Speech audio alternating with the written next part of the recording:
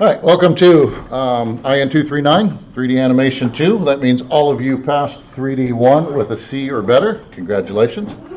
You will notice that there are some people that took the class that are not here.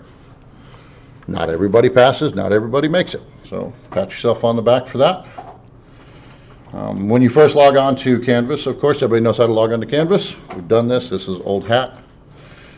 Not like my Wednesday class, my Wednesday evening class, which is brand spanking new. I get to walk into a room full of people I don't know. Not really looking forward to that. Again, though, we got a little welcome message. So this is some basic information that you will need. Of course, you guys know me. My name is John Simpson. I'm your instructor for this course. My office is located right down the hall. Feel free to stop by. One of the things that we discussed at IDD, which is our internal development days, and here at Butler, is understanding terminology. A lot of students don't understand what we mean when we say like office hours. If I am in my office, unless there is a sign on the door that says please do not disturb, you are welcome to knock on my door. Okay? Now I do have certain hours set aside strictly for student consultations, and that's all I'm here for. But if I'm in my office and you have a problem, you come by and you talk to me. Okay? Contact me through Canvas, of course. That's the quickest, easiest way to get a hold of me. And I will reply to any messages probably within about 30 minutes, unless it's like Friday afternoon or something. And I will not be here on Fridays. This course begins today, which is the 20th of August, and ends on the 13th of December. So that gives us about 4 months, actually less than 4 months together. We're going to learn a whole lot of stuff in these 3.5 months. We're going to work real hard, we're going to make some cool stuff, and you guys are going to walk out of here with a great skill set. Right, as far as required materials, only thing I require of you is to have a current version of Autodesk, so that would be 2020. You need to go ahead and update that at home. It won't cost you anything. Just log on to your Adobe account, or your Autodesk account, and download the latest version. Supplemental materials, of course, you'll need some video editing software because you will be recording yourselves a little bit. You will need OBS. And if you're going to be in this field, you really need the Adobe Creative Suite. Now, we had that fiasco last year where they're like, everybody gets it. And then they're like, nobody gets it. The way that works is we have what is called a site license. Okay? And that means we're allowed to put it on any machine that we want on this entire campus. If you guys want to use it, though, you have to log in using some sort of credentials. So even if you don't pay for Adobe, you need to have a free Adobe account. Okay, so it has to be something that's never been tied to Adobe as far as an email goes. But even if you don't pay for it, you have to have an Adobe account. To get onto our machines, you will need to log onto your account. Does that make sense? Okay, that's kind of the way it works now. That's Adobe's way of keeping us from, pirating their software, basically, is what it is. Open Broadcaster, of course, is free.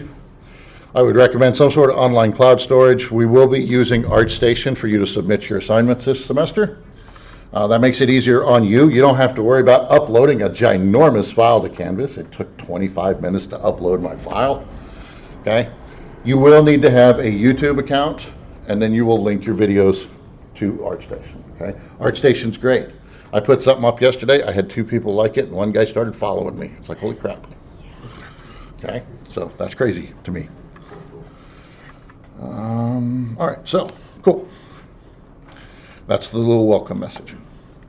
Let's go ahead and look at the syllabus. Now, this is kind of the same information, a little more in depth, of course. We will meet every day, or every Tuesday, 8 to 11. Again, there's all my contact information if you need it for whatever reason. Required materials. Computer use expectation. We all know how to use computers fairly well, but if you don't know how to do something I ask you to do, don't hesitate to ask. Don't be embarrassed. Not knowing something is not a reason to be embarrassed. We all start off not knowing a whole lot.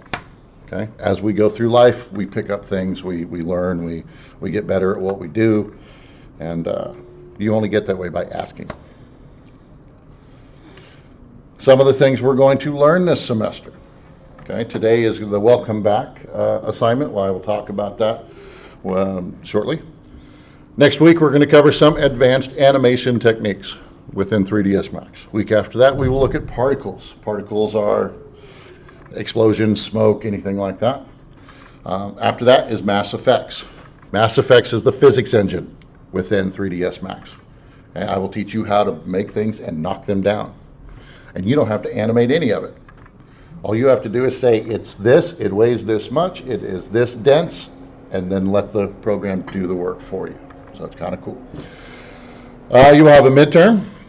Okay, you will come in, I'll ask you to build something particular, you will build it and you will submit it. Pretty simple. We will spend about 2 weeks on motion capture. We will, these are out of order, unfortunately. We'll be doing the hard body rigging first, then we will do soft body rigging, then we will do motion capture. We will spend a week talking about 3D printing. All of you will model something and we will 3D print them. I don't know if you guys noticed, if you were on campus yesterday, I've got a really great little shelf that's going to be sitting out front of my office from now on. I'm going to be displaying y'all's 3D models. And then, of course, we have the final animation and portfolio project, which you will spend about 3 weeks working on. As we go through the semester, this is all laid out. If you miss a class, you need to look and see what we did. You need to check the module, and you need to do your best to get the assignment done. Again, if I'm in my office, feel free to stop by. Okay, do not email me and ask me what we did, because I'll say nothing. We did nothing yesterday. 10/15 is fall break, so you'll have the first half of the week off. You'll be off Monday, just the first 2 days. Be off Monday and Tuesday that week. As we go on through, Thanksgiving doesn't show up, but it's around right here, and you will have the last 3 days of the week off. You'll have Wednesday, Thursday, and Friday off for Thanksgiving. If you have any questions about this, don't hesitate to ask. Institutional policies, I really need you to come to class. To that end, I am instituting a couple of different things. The first 15 minutes of class will be show and tell. You will come to class, you will load up what you made, and you will make it run on your machine. Okay, your little video for that week. During that 15 minutes, I will walk around and I will check, okay, great, you did it, you did it, you did it. That's awesome. And if you're not here, you just don't get the 10 points that you would get for that. If you show up at 20 after 8, you don't get the 10 points that you would get for that. Being here on time is important. Promptness is important. I have something else we'll talk about here shortly too. But it's important that you be here. Again, though, we do not grade on attendance. And I think that's kind of silly. I think being here is an important thing, but state of Kansas says we cannot grade on attendance. So show up, do your show and tell. It counts for 10% of your overall grade. So you don't want to miss too many of them. If you miss more than 3 classes, then we need to have a little talk though, because it's really hard to pass any of our classes if you don't show up.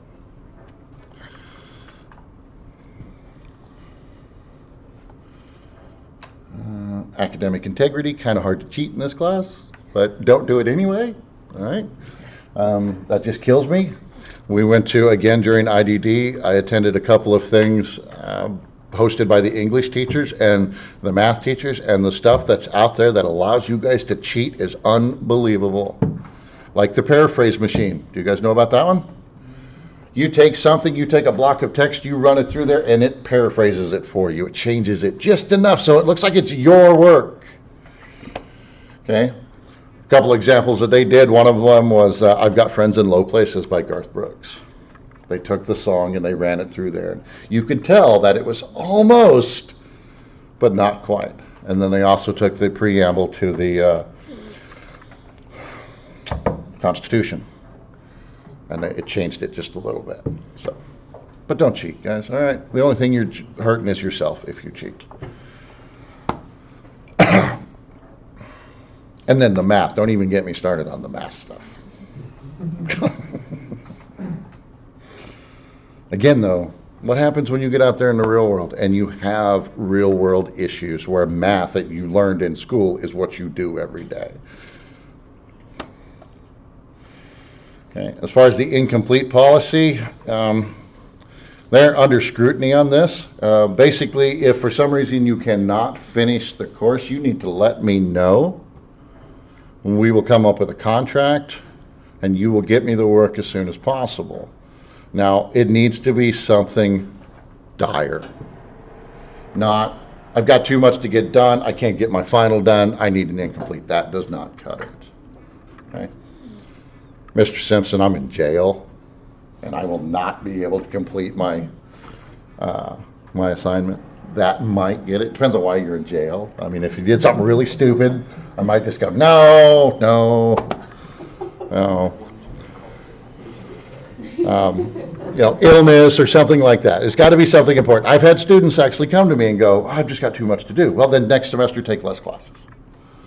Okay? That's on you. And then half the time I don't even get the work for the student, and then it just turns into an F anyway. Disability services. If you need any type of disability services, please contact them. They will contact me, and we will make pretty much any reasonable accommodation that we can for you. Harassment and violence policy. Do not harass people in my classes. If you feel like you are being harassed in my class, again, come talk to me. All right. I had issues in the past where partners on a project got a little overly infatuated with each other, or maybe one of them got overly infatuated. It's never good. It never ends well. Okay? I know we're not always the best on picking up on social cues. Okay? That's why we're computer people. All right? But if the young man or the young lady says, I just want to be friends, back the hell off. Pretty simple. There's lots of fish in the sea. All right. Ta-da. Social media policy, again, careful what you post out there, guys, because it will come back and haunt you. It will come back and bite you really, really hard someday. You'll be running for office somewhere, and some guy's going to go, let me pick on somebody. Mr. Spencer. I'd like to quote this tweet from 2019 where you were something vulgar, something racist. Okay? Well, I thought it was funny at the time. Well, not really. The guy that directed the Guardians of the Galaxy movies. I don't know if you guys heard about that a couple years ago, last year, whatever. He doesn't get to do the third one because of something he posted like 15 years ago when he was trying to be edgy. All right. And I won't bore you guys with my offer I can't refuse story.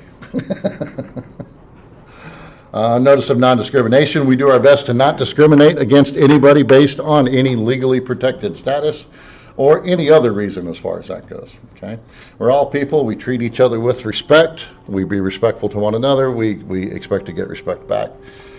If you feel like you are being discriminated against, by all means, come talk to us. If you think I'm the one doing the discrimination, go talk to Daryl Runyon. Again, here's some more contact information that's really good. The Title IX coordinator, Sherry Kennard. And then the Section 504 coordinator, Teresa Eastman. She is a licensed therapist, and what you tell her is confidential. And that brings me back to something else. If you do tell me about something that is illegal, okay, somebody is doing something to you they should not be doing, I have to report that. Just FYI. Okay? I am what is called I forget exactly what it is, but it's, if I don't, then I'm in trouble. Okay? So if you have something that you really need to talk about that you don't want to talk about with me, talk to Teresa Eastman. Okay? She is a licensed therapist, and she is, what you tell her is confidential. I think that's right. I think it's Teresa. I may be wrong, but I'm pretty sure it is. Anyway. Okay, instructor policies. These are just some of my rules here. The instructor closely adheres to the Butler attendance policy. Again, if you miss more than 3 classes, you're going to have a hard time passing. Therefore, we got to have a little talk and figure out, whether or not you're going to get to stay in the class. Late or make-up assignments, all assignments will be counted off a percentage, depending on how late it is, at a rate of about 5% a day. Assignments will close 1 week after they are due this semester. They will not be reopened. I don't think I ask too much of you guys. I ask a lot of you. What was your average work week out there, Jackie? How many hours did you put in? 41, 42. 41, 42 hours a week. Okay. That's on the low side. When it comes to crunch time, and you're wanting to get that video game out, and you're wanting to get that movie out, you're working 60 to 80 hours a week. Okay? What we ask of you is minimal.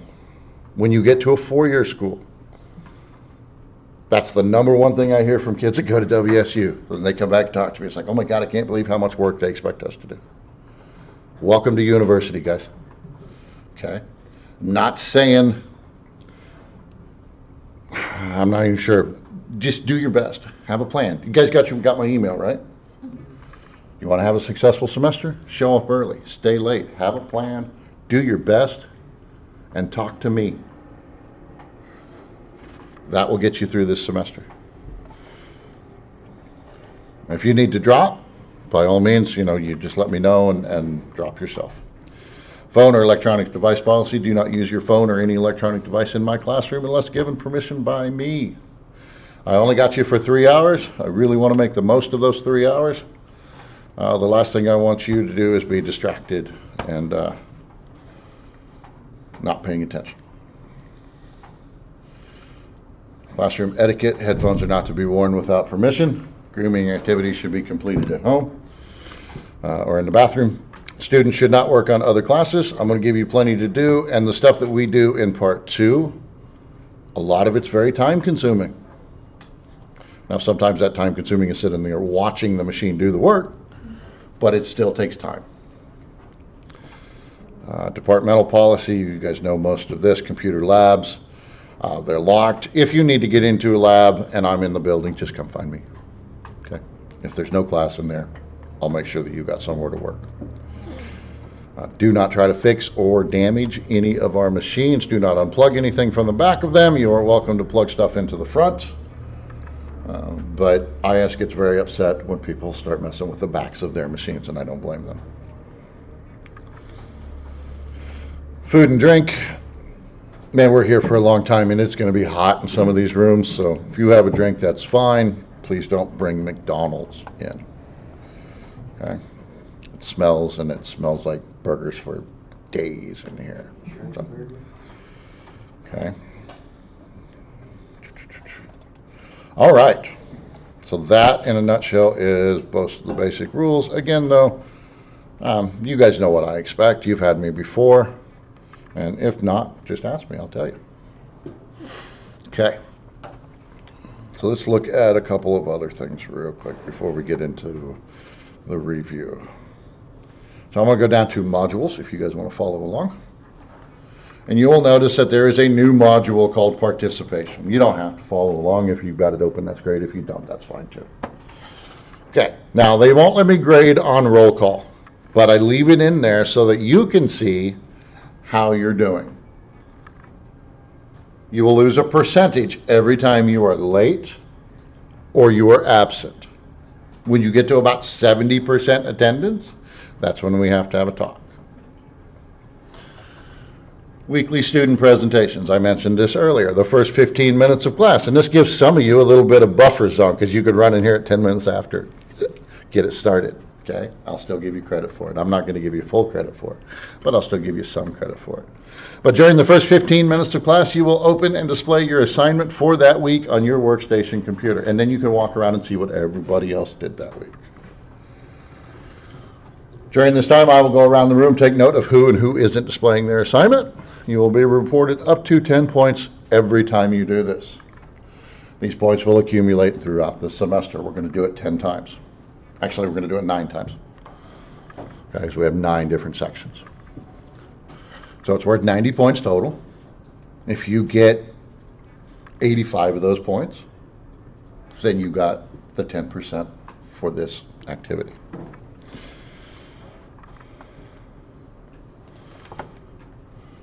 And then the note check. kind of got a little problem with people going, I'm going to go home and work. And then they go home and they play video games. Or they go home and they just get busy or watch, whatever. Do you guys watch The Boys over summer on Amazon? Just started. That was so over the top. It was great. Loved it. I won't spoil nothing, but it was great. If you like superheroes, don't watch it. If you like over the top violence, though, it's a good show. But the weekly note check, okay? Almost every week, I will lecture for a good portion of our time together. In order for you to retain and learn the material presented, it is important that you take notes. Now, I'm not saying you have to write down everything that comes out of my mouth. That's pointless. But if I say something 2 or 3 times, that's a good indication that you should write it down. If something baffles you when I say it, that's a good indication you should make a note of that. When I come around to ask, let me see your notes, I can see that and I can give you the help that you personally need. Doesn't do any good if I stand up here and try to cover every possible eventuality. I lose half the class. But if you have problems with something and you write, man, I have no idea what he means. When I get to you, I can go, okay, yeah, we can go over that again. Because you might forget that you didn't get it until you get home. And then you're like, shoot, I can't remember what he said. But during the last hour, and only during the last hour, you will bring me your notes and show them to me before you leave. And I will look at them and go, hey, those are good notes. Well, those are kind of crappy notes. Hey, you didn't write anything down. Your paper's blank. Got your name on it. And be sure and put your name on stuff. Again, you will be rewarded up to 10 points each time for doing this. These will accumulate throughout the semester. Okay. Any questions on that? Okay, good deal. If you have trouble with Canvas, here is some good stuff for you to look at. Canvas is really pretty simple. Spend some time in there, and it's easy to navigate. A couple of things you should know about Canvas. Number one, it tells me how long you've been logged in. Okay? And now I don't personally have access to this information. I could probably get it. But every time you click into a different tab for more than 15 seconds, it tells me, or it tells Canvas that that's an inactive tab. So that's something else I learned in the, hey, kids are cheating their asses off. If you're taking a test or something and you've got that quiz open in one window and you've got your other monitor with another browser open, it knows when you click out. Okay? There is no anonymity. There is no hiding anything on the computer. Everything you do is recorded somewhere. Just FYI. All right. So today is, of course, welcome to 3D Animation 2. Now I'm going to take a little break probably because we've been at this about 30 minutes. And I don't want to kill nobody. But when we come back, I'm going to cover some basics that you should know how to do. How to set your project folder, how to set your preferences. Especially when it comes to 3D printing, it's really important that you build to scale. We learned that last semester. Well, I learned that last semester. You have to build it as big as you want it to be. You cannot build smaller than about 3 millimeters. Anything smaller than 3 millimeters, the printer doesn't know what to do with it. It's too small. Now, other printers probably are a little more higher resolution than ours. I want you to know how to save your file. I'm going to go over the basic layout. I'm going to go over basic modeling. I'm going to go over intermediate modeling, basic texturing, basic lighting, basic animation, rendering, and basic video editing. And then, of course, we'll have a little Q&A at the end. So let's take just a few minutes, get up, walk around, stretch our legs. Okay guys, we're back in the lab and we're going to go over the second part of the lecture, which we did not get to do in class. We'll begin by looking at OBS. You guys should be familiar with this. If you have any trouble setting up OBS, getting it to record, please don't hesitate to come by my office or send me an email. OBS is also great if you're having issues with something not working in Max. You can record your screen. That way I know exactly what it's not doing. Makes my job a lot easier. So All right, so we'll be using OBS for this, and then here is the agenda for this video. We'll talk about OBS, and then we'll talk about some different things in 3ds Max, setting up the project folder, setting preferences, saving your file, the basic layout again, basic modeling, intermediate modeling, basic texturing, basic lighting, basic animation, basic rendering. In Adobe Premiere, we'll look at how we can do some basic video editing, speed up our video and put some titles on it. And then finally, we'll look at ArtStation and how to upload to a video host and how to link that video in ArtStation. So pretty straightforward. I'm going to try to get through this as quickly as possible so that I don't end up with a 2.5 hour, 3 hour video here. Let's begin by looking at Max. We are going to be using 2020. Not a whole lot of changes on the surface as far as I could tell. I haven't dived into it real deep yet, but getting new software every year is kind of a standard issue, so you just kind of get used to it. Let's start off by setting our project folder. So we're going to go to File, Project, and then you can create all kinds of things. I like to do an empty project folder, and that allows me to create just the files that I want, the folders that I want. So I'm going to say Create Empty. For ease of use, I'm going to go ahead and put this on the desktop. We'll say New Folder, and we'll say 3D1 underscore week underscore 1. Drill down into that, and we'll say Select Folder, and then boom, that's all there is to that. Simple. That way later on when we start using third-party images for textures and stuff, we can create a folder in there called Images. Max will know to look there. Pretty straightforward. Next thing we want to take a look at is setting our preferences. And so under Customize, the only one I'm really going to go into right at the moment is the units. Building to scale is important. Most of the time I build in generic units unless I'm going to 3D print, and then I will work in metric. Generic, the default is 1 inch equals, or 1 unit equals 1 inch. That's pretty easy, I think, in inches, so it makes sense to me. All right, so once you've done that and you've set up your units and you've created your project folder, let's go ahead and save our file. We're going to go save. It automatically goes into the project folder that we created, and I'm just going to name this the same thing. So 3D, and I named that 3D1. It's actually 3D2. I will rename that later. 3D2 underscore week 1 underscore project. And I think I'll do an underscore there as well. Okay, so nice descriptive title, so I know exactly what it is. I'll say save. All right. As far as basic layout goes, I want to cover that real quick. Again, we have our drop-down menus across the top. That's where I can access any functionality in the program. Below that is my main toolbar. Lots of good tools here. The linking tools, the different selection tools here, move, rotate, scale, and select in place. That's a good one. There's my align tools, and then I also have my my snapping tools. So I'm going to go ahead and switch that over to 2D snapping because I don't generally use 3D snapping. Down the right hand side here, of course, we have our command panel. This is where we create everything, whether it be geometry or shapes or lights or cameras or helpers or forces. We'll be getting into forces this semester when we do particles. And then also the systems, and we'll look at that as well. We'll look at like the bones and stuff later in the semester.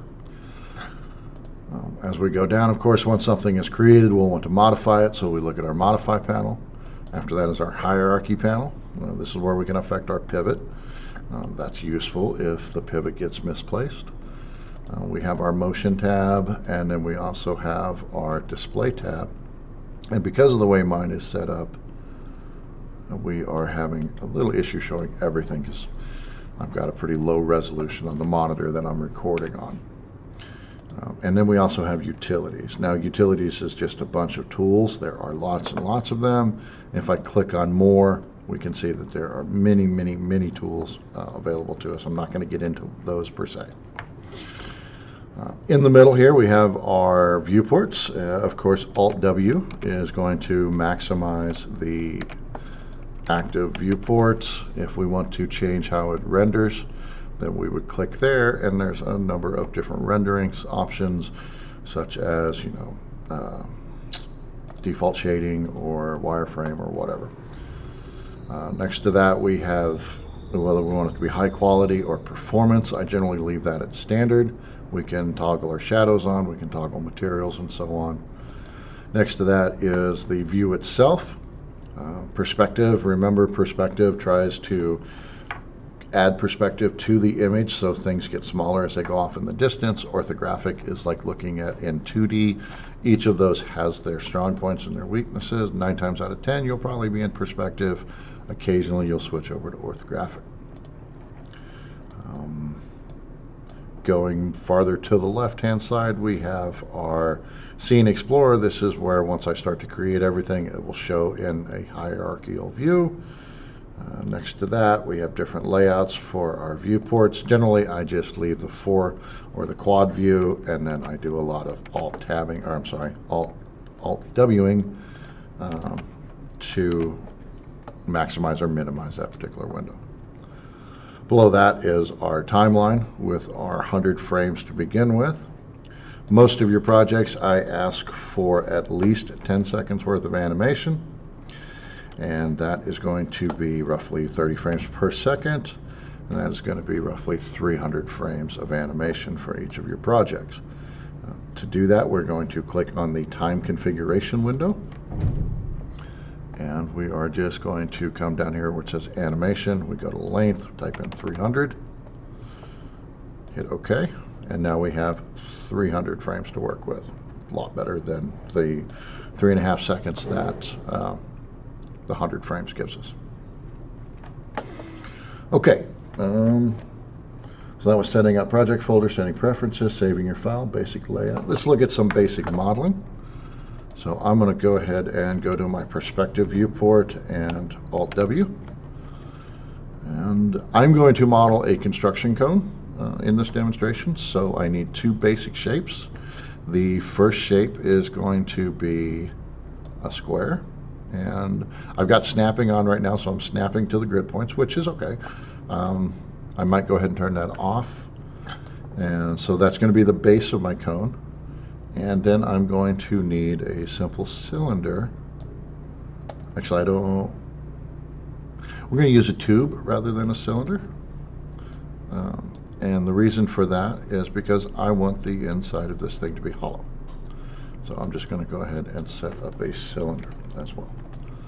All right, let's jump over to the Modify panel. I'm going to call this base, and we'll call this top. Very simple. And let's look at some of the sizes that we're working with. Now we're working in the generic units, so it's not going to list anything here, but it will say it's 4.99 units. Okay, so that's approximately 5 inches across. And that's not a bad size. So we got 20 by 10. I want to make that a little bigger, so we'll say 30 by 30 by not quite 10, so we'll say 5. That looks pretty good to me. And since I built it right in the middle, I want to go ahead and just make sure that it is sitting at 0, 0, 0. So I'm going to press W on my keyboard and 0, 0, 0. Very good. Let's go ahead and zero these out. When we right click on any of these spinners down here at the bottom, that is going to set it to the lowest possible value, and that's called zeroing it out. So something you'll want to remember from previous classes. I want to make that a little taller, and I really hate decimal numbers, so I'm going to just go ahead and set the radius number 1 to be 7 units, and radius number 2 to be 6 units, and the height, let's go a little higher. We're at 38, so that's roughly 40. Let's say 60. All right, and we might end up having to tweak those a little bit, but that's okay. That's a beautiful thing about working with parameters, is we can go back and change it later if we need to. All right. So I could call that good and say that's my model, but that wouldn't be a very good model at this point. So what do you say we use some of the advanced tools that we know how to use and we make this look a lot better? Let's start with the cone part of it. Okay, now one thing that we want to look at is the number of segments that we're dealing with. So something I'm going to do is I'm going to come up here and I'm going to go ahead and set this to edged faces. That's what I'm looking for. And that's going to show me the number of faces that I'm dealing with. When we look at a construction cone, we could Google that real fast. It's usually good to work with some sort of reference, so let's go ahead and do that. I'm going to go ahead and bring up Chrome real quick.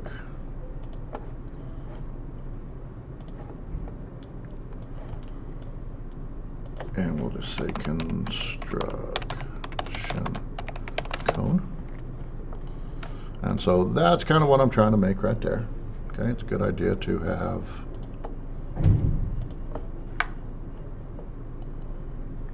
good references. So I'm going to make something that looks like that. So we'll just go ahead and take that and put it on the other screen. So the first thing I need to do is I need to taper this down. Well, lucky for me, I have a modifier that does that for me, don't I? So I'm going to go to my modifier tool and I'm going to find the taper. Now, whenever I have a modifier selected, of course, I get parameters for that modifier down below. And we're going to say taper it in just a little bit. Well, there we go. Easy peasy. And let's say negative 0.5. Yeah, negative 0.65. I like that better. Okay. Now, I'm thinking that maybe we need to make the base a little wider. So that's easy to do. Jump down to tube. Go ahead and make that, say, 10. And enter at 9. So that, I think, looks a little better. Okay. We're going to move that out of the way because that's about all I'm going to do to that for right now. We're going to jump over to the base of this now. To do the base, I want to chamfer the edges. There's a number of different ways that I could chamfer. There's actually a chamfer modifier, if I remember right. Yep, right there. And so I could do that. I could come down here and increase the amount. So let's go ahead and just set that to like 3. Too far. Say 2. 2 is good. By increasing the number of segments, I'm going to make it smoother. That also raises the resolution of my model, which is fine. And then I can also change the depth, so how far it's going to do it. So let's Control Z to undo that. Another way to do this would be to add a Edit Poly modifier on there. And you could go in and do it directly using the chamfer tool, which is part of the Edit Poly suite. But I think, speed is of the essence, and being able to do things quickly is important. So there we go. All right. So now I need to, I'm going to cut a hole in my base before I attach these things together. And the reason I want to do that again is because I want it to be hollow. If you look inside a actual construction cone, it's hollow for the most part. Sometimes they're not, but this one is going to be. So I need to look at how wide my tube is. My tube is 10 in radius, and I am just going to create a cylinder using the keyboard entry method this time. And I'm just going to give it a radius of 10 and a height of, say, we'll say 10 as well, and just say create. Now that has created a cylinder at 0, 0, 0, which is exactly the middle of my base. Press W to go to my move tool. I'm going to bring that down just a little bit. I'm going to select the base itself, and what I'm going to do now is I'm going to create a Boolean and I'm going to cut the center out of my base. So to create the Boolean is a compound object. I am going to go to Pro Boolean. I want to double check my options, and we're going to do subtraction. So what that means is whatever I click on next will be subtracted from my Boolean. So I say start picking, and I select that, and now I have a nice hole. Let's right click to deselect everything. We're going to grab our top half of our cone, and I'm just going to reset that to 0, 0, 0, and there it is. So let's raise that up just a tiny bit.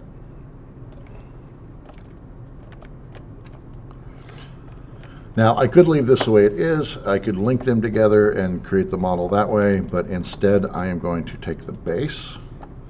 I am going to right click and say convert to editable poly, and then I'm going to use my attach tool, which is part of the editable poly suite, and I'm going to say attach, and I'm going to click on that, and now this is a single model.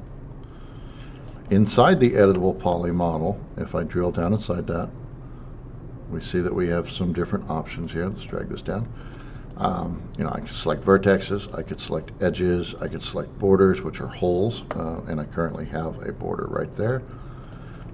Polygons or elements. Now this model is going to be made up of 2 elements, the base and the top. Super easy. I'm not going to get into doing anything real fancy here because this is a simple model, but one thing that I would like to do is I am going to go to edge selection. I'm going to highlight these edges, and I want to connect them. Okay, now you notice it kind of got a little weird when I did that. Let's close that. It's hard to see, but when I connect them, it brings it out a little bit. So we're going to exit out of that real quick, and I'm going to come down here.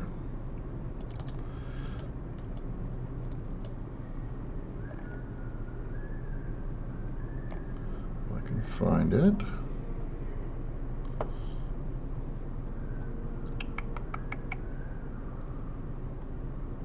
Constraints. Okay, so edit geometry. I'm going to go to edge.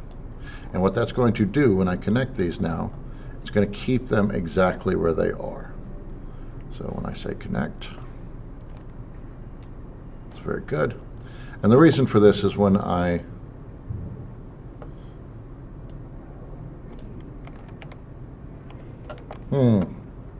okay, let's try this a little different. We're just going to use the slice plane to do what I want. 1,000 different ways to do anything you want inside of Max, and that's the beauty and the beast of it.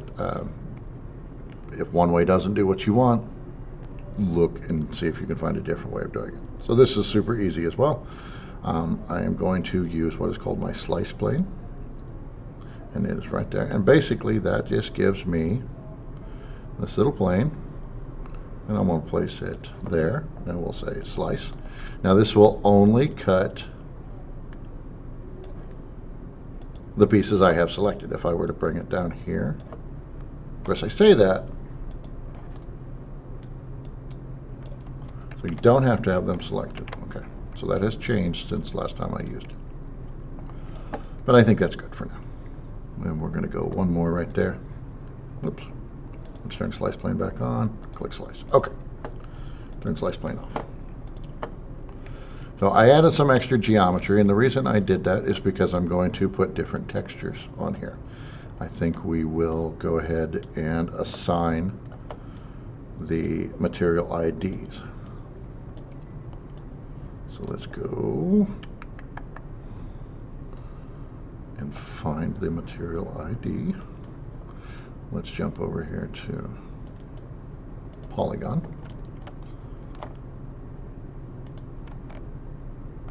And I'm going to select all of the polygons first. Select all the polygons, find the material IDs, which polygon material IDs, and I'm going to set these all to number 1. And now I'm going to go in and select just the ones that I want to be a different color. And in this case, I'm going to set those to number 2.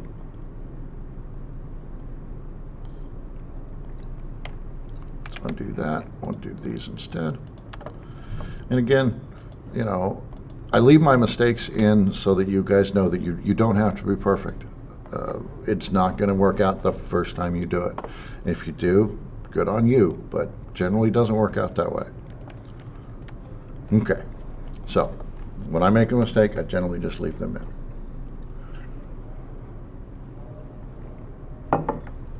All right, so there's my simple model.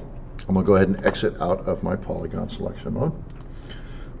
We've looked at basic modeling. We looked at some intermediate modeling. And now let's texture this. Okay, so I'm going to press M to bring up my material editor. You can also click up here as well. It's not actually showing it, but that's just because of the way my setup is. But there is a material editor out there as well. M is the shortcut key for it. Now you got some decisions to make here. You have to figure out which render engine you want to use. So let's actually look at that first. All right, so we're going to come up here to rendering, and I am going to go to render setup. I don't really like Scanline. Art and Arnold are both very, very pretty, but for my purposes, Quicksilver is going to be the one that I go for. And that means with Quicksilver, I'm going to be using standard materials as opposed to the physical materials. So I'm just going to minimize these until I find standard. I'm going to drag out one standard material. So I'll drag out 2. Okay, we're going to make this one orange. I double clicked it to bring it up its properties. Under diffuse, I'm going to make this orange, because my cone is going to be orange. And go ahead and give it a name as well, O-R-A-N-G-E. Let's go ahead and go to the next one, and we're just going to make this one white. And again, let's give it a name. All right. There are so many ways to texture and unwrap objects. Some of them are way more difficult than others. But since we are keeping things internal within Max, the easiest way, one of the easiest ways, is to use a multi-sub-object material. So I'm just going to type this in here, multi. All right, so that gives me everything that has the word multi in it. And I'm just going to bring out a multi-sub-object material. Double click that to make it active. I'm going to set the number of slots to 2. So that's how many materials I have. I'm going to apply the orange to slot number 1, the white to slot number 2, and then, I guess I probably shouldn't have done that. I'm going to apply it to my model. So we're going to go from the multi-sub-object material and apply it to the model. Now that right there looks pretty good. Let's go ahead and turn off edged faces. Very simple, very easy, but looks good. Now the only thing that I don't like is how those two lined up. So super easy to fix that. We're going to jump into editable poly mode. We're going to go to element. I'm going to select the top, and I'm just going to scale it up.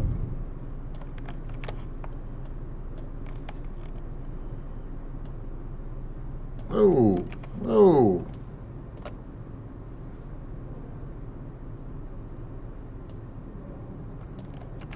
That is not behaving properly. Again, though, you know, accidents happen. So let's go element.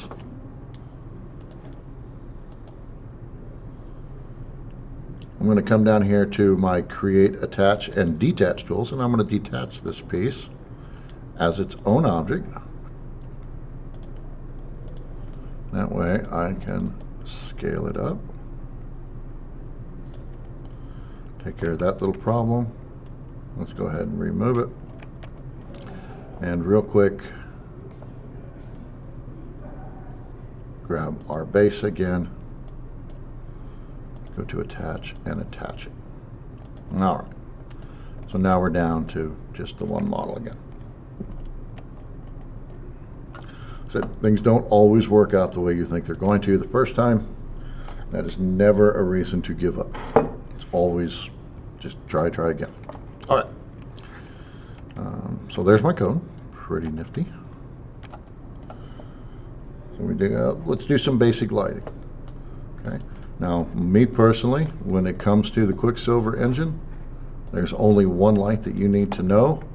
And we come in here, we're going to use standard lights, just like standard materials. If you are using ART, use photometric. If you are using the Arnold engine, use Arnold lights. Standard lights, I'm going to go ahead and just drop in my skylight. Only one of those. I hate when we leave stuff floating in space, so let's add a quick plane.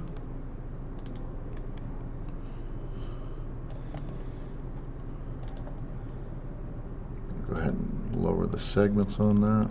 We're going to make it 200 by 200. Put it in the center. Let's create a material for that. So again, just a standard old material. There are some materials that you could use. You could use some of these Autodesk pre-builts. Let's see if they have one that says like concrete or asphalt or something. So CON. So there is concrete. Well, let's use that. Okay. It seems that the install doesn't know where those are.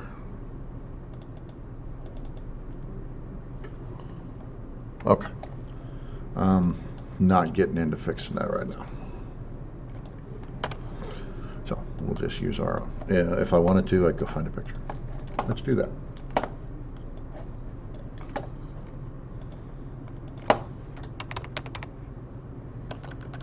Let's go asphalt. Asphalt.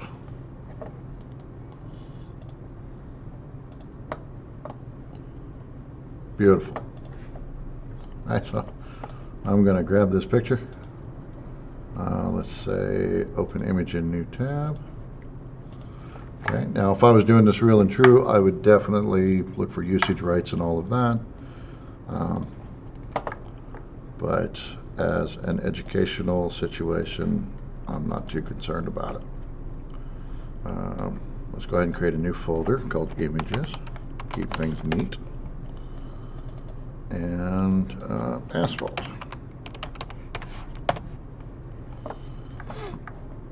Okay, minimize that. So now we can use that. We go to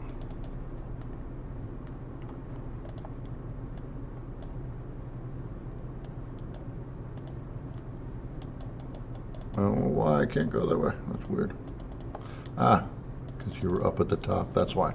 So bitmap. Look in my images folder, and voila. So yeah, that's gonna look pretty good. All right. Let's go ahead and apply to that. And if you do apply a texture and it doesn't show up, remember you just highlight that texture and then come over here and say show shaded viewport or show shaded material in viewport, and then it's going to show off your asphalt. This might be a good case of we need to apply a UVW map to this. That doesn't look the greatest, but let's give it a quick render anyway and just kind of see what it looks like. So we're going to say rendering and render. Okay. There we go. There are quite a few things I could do to make this look a lot better. Number one would be to maybe change my background color. So if I press 8 on my keyboard, I can change my environment. I could use a map if I wanted to, or I could simply change the color. And we're going to go with the second option and just kind of go with a light blue. Minimize that. Let's go render. A little far away, but we get the idea.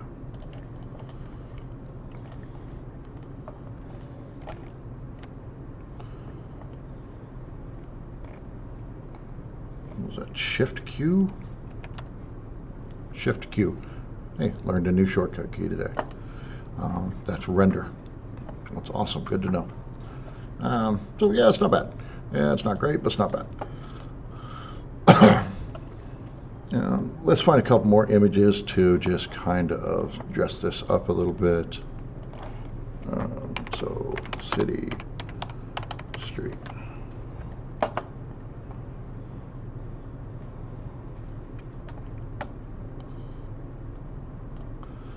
And one nice thing about Google is you can come in and look under Tools.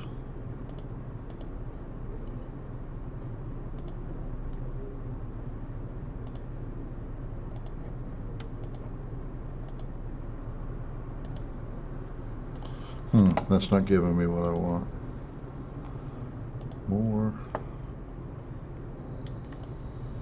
There we go. Images. Now let's look at tools. Okay, here we go. More tools. Usage rights. That's what I'm looking for. So labeled for reuse. Voila. All right. I like this one. Wikimedia. All right. So let's say open image in new tab. That is not a good image, but we'll take it.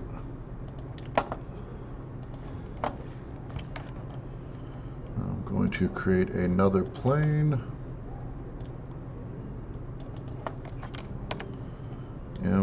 New material.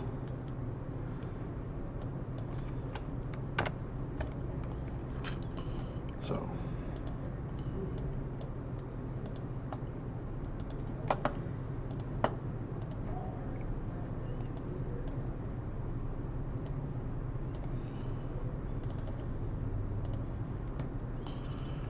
Okay, let's go ahead and give this guy a name while we're here. City backdrop. And asphalt.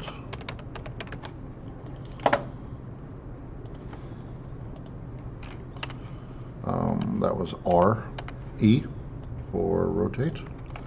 This time I do want to go ahead and turn my snapping on so that I rotate and snap, which is nice.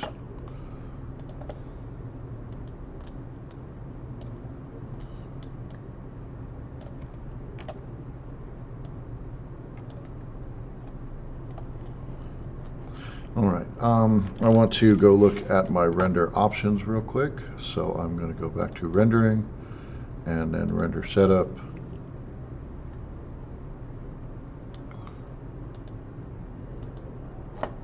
Must be done. There it is. Thank you.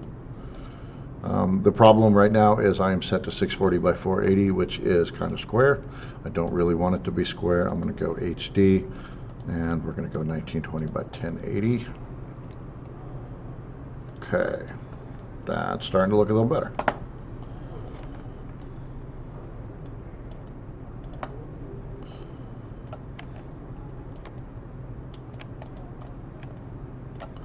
And let's see exactly what we're going to get. So we're going to say show safe frames. Let's put this at 0. Let's go ahead and raise that up. So I think I need to make my cone a little smaller, so I'm just going to grab my scale tool, scale it down.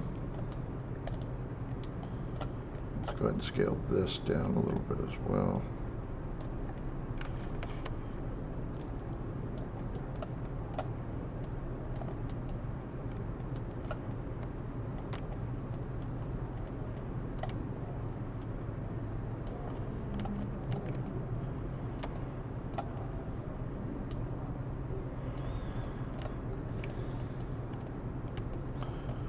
Okay, well that's not quite working quite the way I want it to, so I'm going to 86 that idea, and I'm just going to make some copies of the cone here. So let's go ahead and make a few copies of the cone. Again, things don't work the way you want them to necessarily. That's okay. So let's take a look at this real quick. So that was Shift Q. Okay, I'm okay with that. And then, so we've covered basic texture, basic lighting. Let's do some basic animation. And I want to make all of these kind of flip over. So what we're going to end up doing is we are going to create some helpers. And so I'm going to go to my helper layout, and we're going to create dummies. Now, dummies are empties that allow us to use them as the animation controller. So let me show you what I mean by that. I'm going to go ahead and use my align tool to align to that. And center is good for now. And then on the Y position, I want to go pivot point, which is the center of my dummy, to the minimum, because they're all going to fall over that way. Okay, so pretty straightforward. In this case, we are going to use our linking tool to link our cone to the dummy. And let's go ahead and check and make sure that linkage worked. So when I rotate the dummy,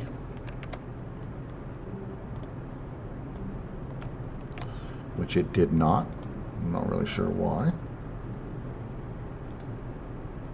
I think that one probably did. I think we're good. Yeah, perfect. Okay, because if I try to rotate this using the pivot point for the cone, it's not going to rotate properly. But by adding the dummy, I can have it rotate properly. Probably going to need to turn off my snapping for that. And instead of redoing each one of these, I'm just going to delete those. If I double click on the parent, it will select the parent and the child.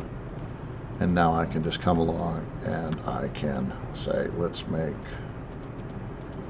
5 copies of the parent and the child. And over the next 10 seconds, I'm just going to make each of these fall over. So really straightforward. I'm going to go to auto key. And the first one, I'm going to make each one of them take a little less than a second to fall. So we'll say 1 second.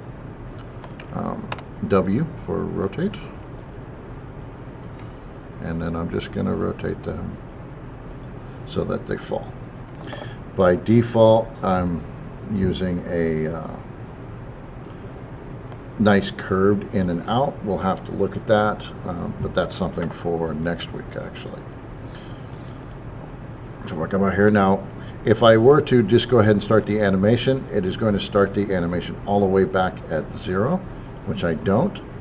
So for the second one, I'm going to say set a key. I'm going to drag it out to 60, and then I'm going to make it fall. And if I was smart, I'd pay attention to about where that goes, 98 point something or the other, which is pretty good. We're going to continue to do that. We're going to select the next one.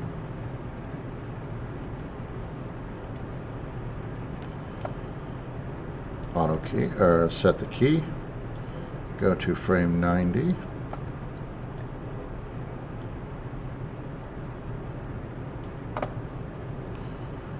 Again, grab the next one. Set the key. Go to 120.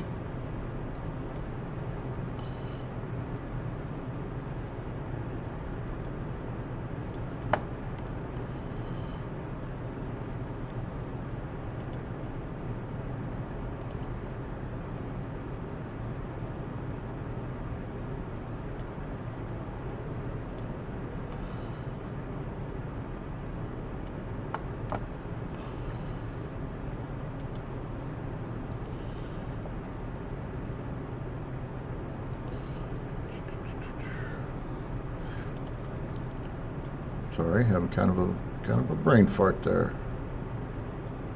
All right, so 170. And let's go ahead and set that. If I scrub my blade, we'll see the edge. Ooh, all right. But I only ended up using about half my time. So I think what I will do is I'm going to select each of the dummies, and I'm going to grab those 2 frames on each of them, and I'm just going to drag them around. Well, that's one of the beautiful things about keyframe animation, is it's very easy to adjust.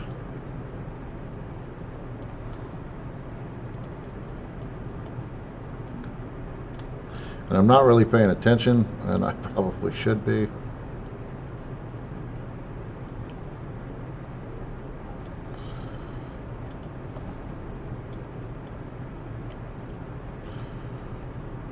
Put that about 180. I'm just kind of, kind of playing around here today.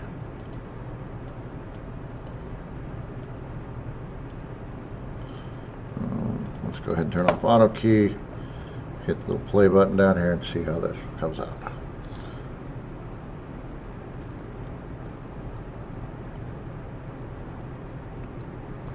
Okay, probably not going to win any awards for this particular animation, but I am fairly happy with it. I want to adjust my lighting just a little bit so I get some better shadows going. Super easy to do. Drag that way just a bit. I'm going to go to my lighting, and very simply I'm just going to grab a target spotlight, and we're going to bring it in and point it in this way. Now, depending on the lights you use, you will either need to turn the lights or turn the shadows on, or they may be on automatically. It's up to you to check and make sure that they're on. With the standard lights, they are not on by default. You must turn them on. I want to do ray traced shadows, and let's just take a quick look at what that does for us. So Shift Q. Okay, I probably need to turn down my skylight just a little bit to get them to really show. So I'm going to grab my skylights, drag it over here so it's a little easier to work with, and we're just going to turn that down to about 0.5 on the multiplier. And let's give the light just a tint of blue to it. Okay, now to make this one really kind of pop, I'm going to go back to my spotlight and intensity color attenuation.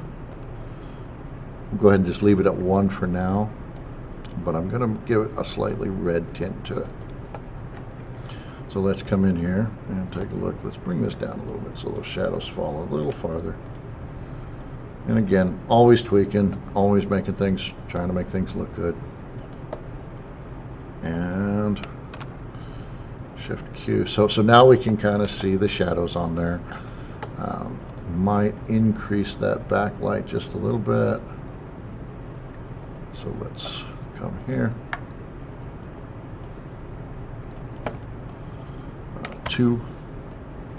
That might be a little too bright.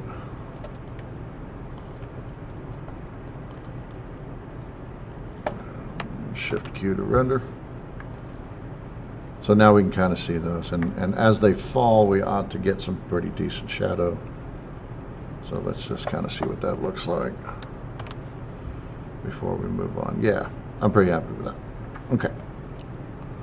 So let's, 2 things I want to do here. I'm going to go ahead and make the plane cover everything. So one of the unique properties of using a plane is when we render, we can multiply the size.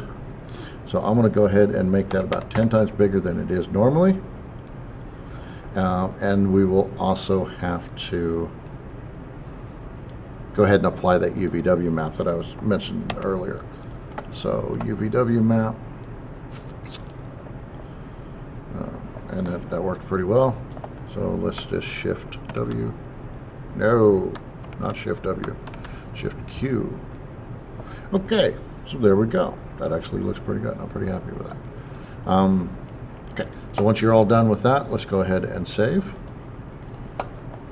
Then we will do a quick render of the actual animation. When we get back from that, we will bring it into Premiere and go from there.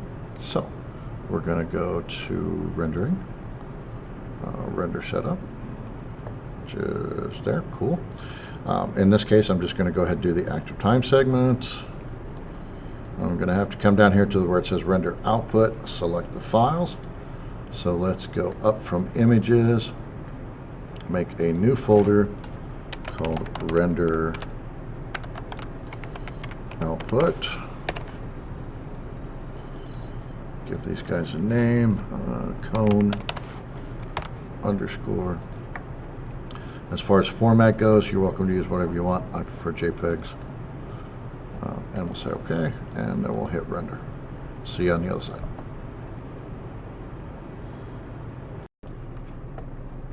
All right, we're back. The render took all of about 6 minutes, if that long. So now it is time to go to Premiere. So I'm going to go ahead and I think I'll just save and exit. I am pretty much done here. So Control S, quick save, and go ahead and shut down 3ds Max. And let's go ahead and bring up Premiere. Now, again, File. I'm going to be creating a new project, so New Project. And I don't want to call it Untitled, so we'll say 3D2 underscore week underscore 1 video, VIDEO. And then we're going to browse on where we want to save this. I like to keep everything in the same folder. So this is 3D, supposed to be 3D2 week 1. We're going to create a new folder and we'll just call this Premiere. Yeah, that's spelled, I think that's spelled correctly. Close enough for me. And then we'll say select folder. So that way it'll save my project into that same folder. We'll say OK. Super easy.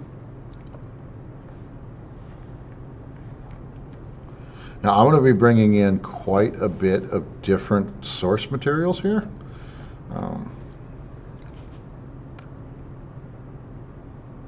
Wow, this is going to be kind of difficult because here I am videoing. Anyway, I'll make it work.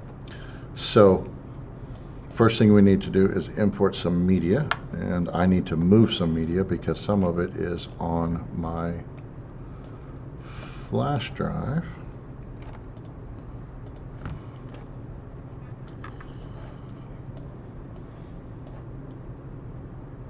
Let's grab this guy. This was the beginning of the video. So we're going to copy that. Let's go to the desktop here. New folder. I'm going to call this source. Okay. And we are going to paste that into there. Now, when I record using OBS, I record as FLV. One of the reasons I do that is so that if my video gets cut off in the middle, it is still usable. Unfortunately, with FLV, you have to remux your video before anybody else can see it. And I'm pretty sure this is the one that I want to remux. I guess we will find out, won't we? So here I'm back into OBS. I'm going to go File. I'm going to say Remux Recordings, Browse. I'm just going to go ahead and do all of them. And it's going to export it out as an MP4, which Premiere knows how to work. So, okay, so that was Remuxed, File, Settings, no, cancel. File. Oh, it's already open. Huh. Let's go ahead and remux this one.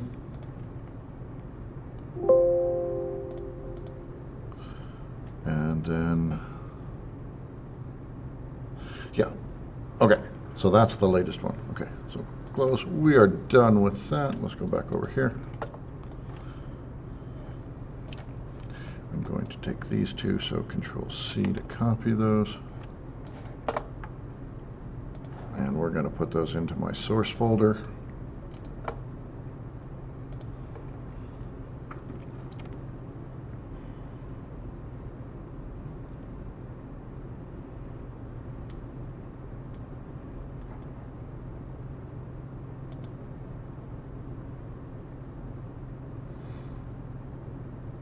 Hold on one second.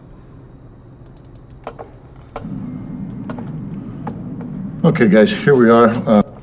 Okay. Don't want this one.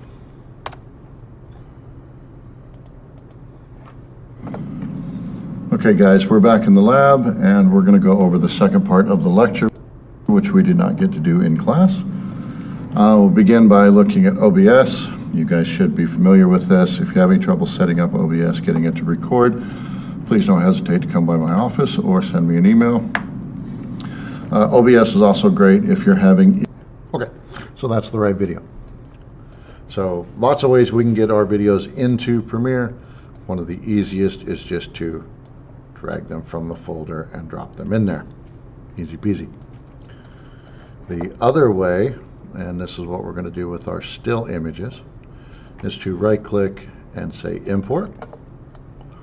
Now, I'm going to go ahead and leave the render output where it is. I'm going to select this first one. Since they are numbered, all we have to do is say image sequence and then open, and it is going to bring in the finished video. I am a big fan of seeing the finished product right off the bat. So let's go ahead and right click on this and say new sequence from clip, and that is going to drop it onto the timeline for me.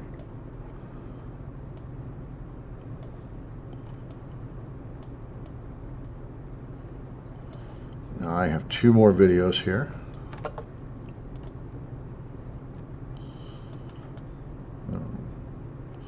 This is the topic that we had in class today. I'm going to leave that. Actually, I want to leave that one out for now, and I'm just going to put in my work video. Now, as you can see,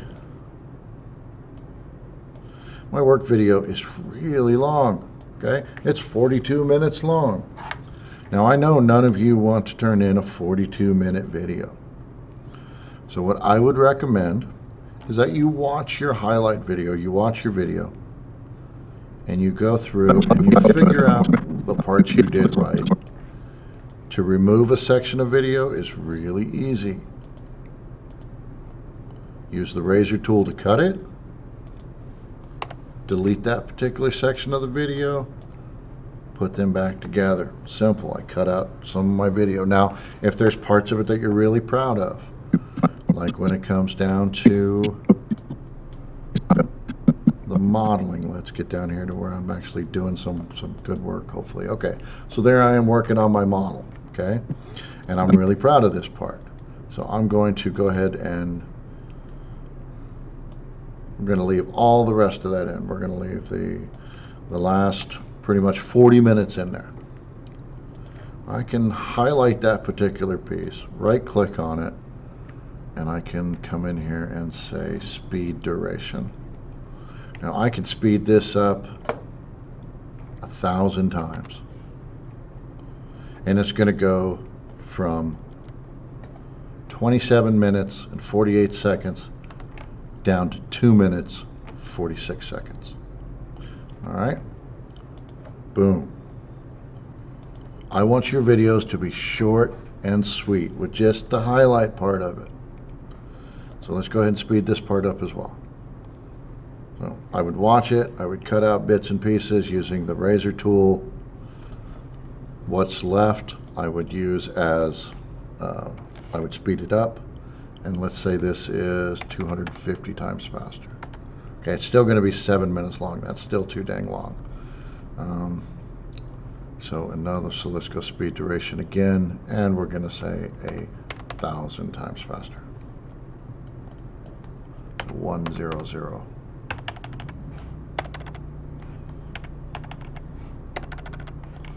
I don't understand why it won't let me do that.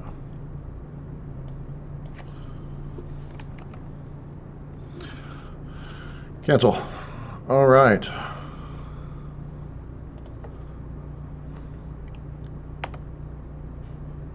That is so weird. I don't.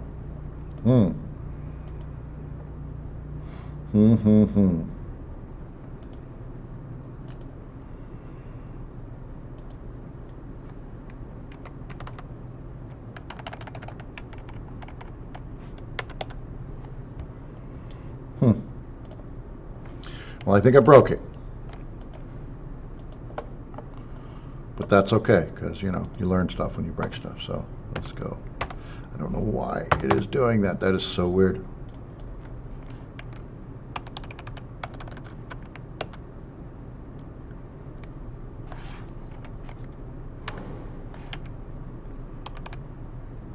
Okay, so I'm going to make it 1,001.28% faster than it was. No idea. No idea why it's doing that. All right. So now I am under about 4 minutes, okay? Now I would like yours to be shorter than that. So again, you know, you got to do what you got to do. Try your best to get it under about 3 minutes. So again, let's just say I'm not real super happy with part of this, so we're going to cut and delete that part. So now I'm at 3 minutes and 12 seconds. Let's go ahead and cut a little bit more.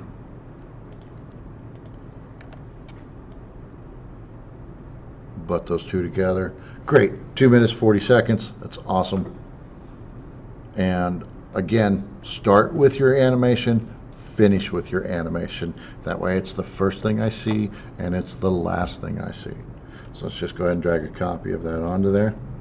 Now, because I did all this speeding up, I'm going to want to go ahead and make sure that I mute the audio track, because the last thing I want to do is hear that sped up.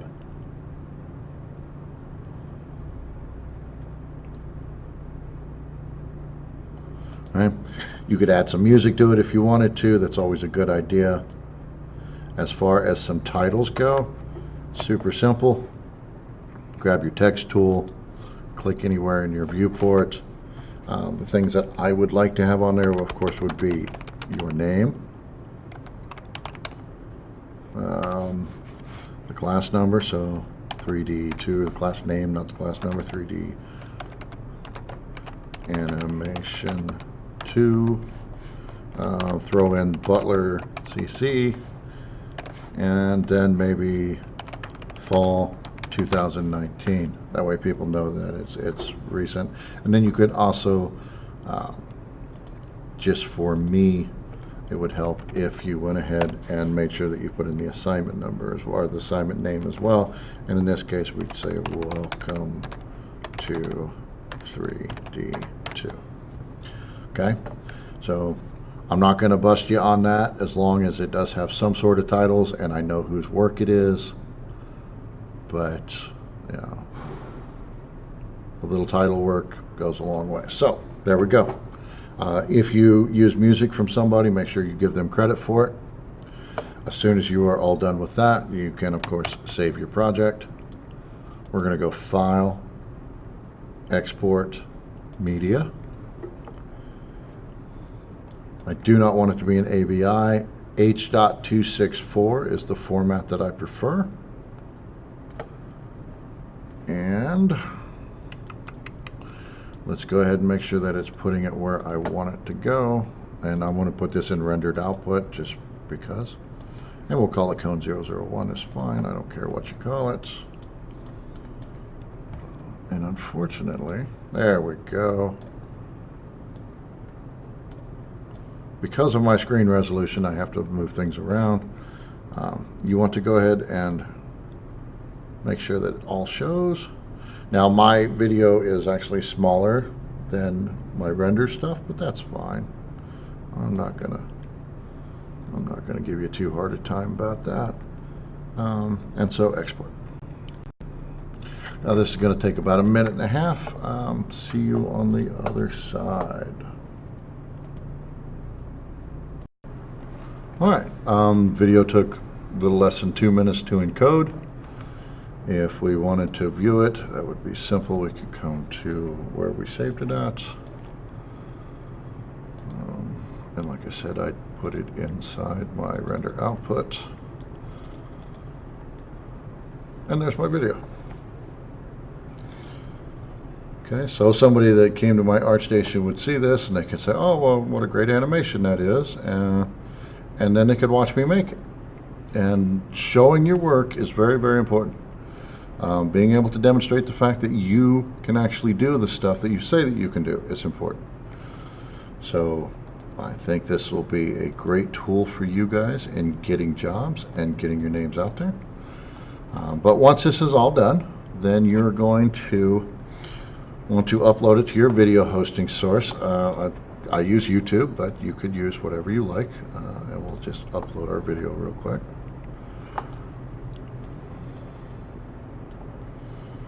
Now, YouTube generally does kind of squawk at me. It doesn't generally like MP4s, but sometimes it does, sometimes it doesn't. So,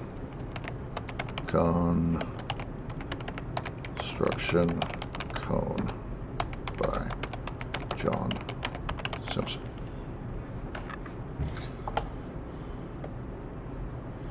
Now, while it processes, this shouldn't take too long, I hope.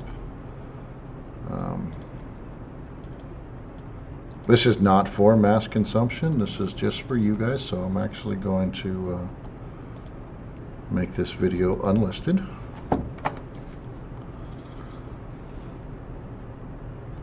And as soon as we are done, click done to confirm.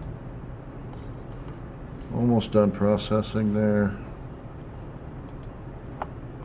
And when it is done, this is where it will be.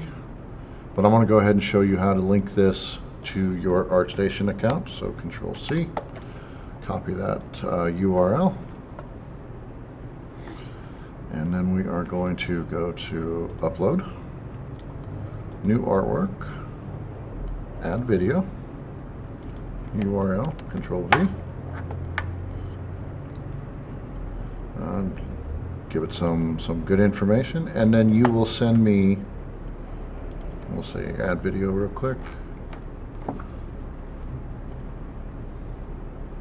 So you will go to where that is. So we'll go to my profile. If you go to my profile, you can see, why is it not there?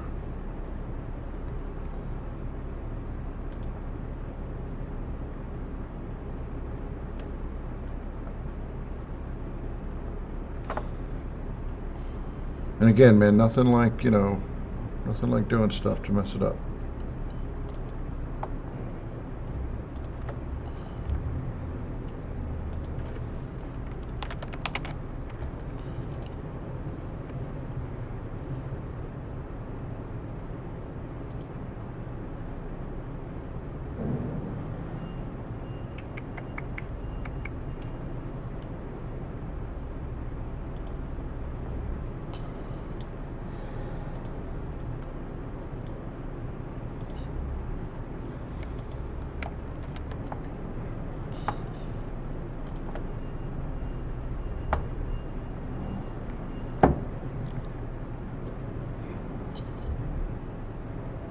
Oh, I know why. Because I didn't hit publish. That's helpful. Okay, so let's go ahead and publish that. Please fill out this field, title, artwork, cone. And, you want to give it some descriptions and talk about the medium and all that stuff. I'm going to delete this as soon as I'm done with it, so I'm not too concerned about it. Test. And so on. So hopefully we can go publish now. All right, fantastic. So then I would go to my profile, and then I would click on that. And then this is the link that you are going to send me. And that's easy to do as well. You go Control C. Let's jump over here to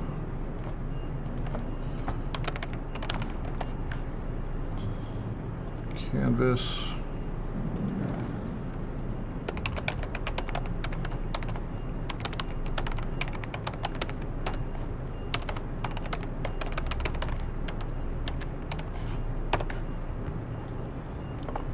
Okay, so I'm going to go into here, and I'm going to go into Student View so that you guys will see exactly what I see, or we'll all see the same thing.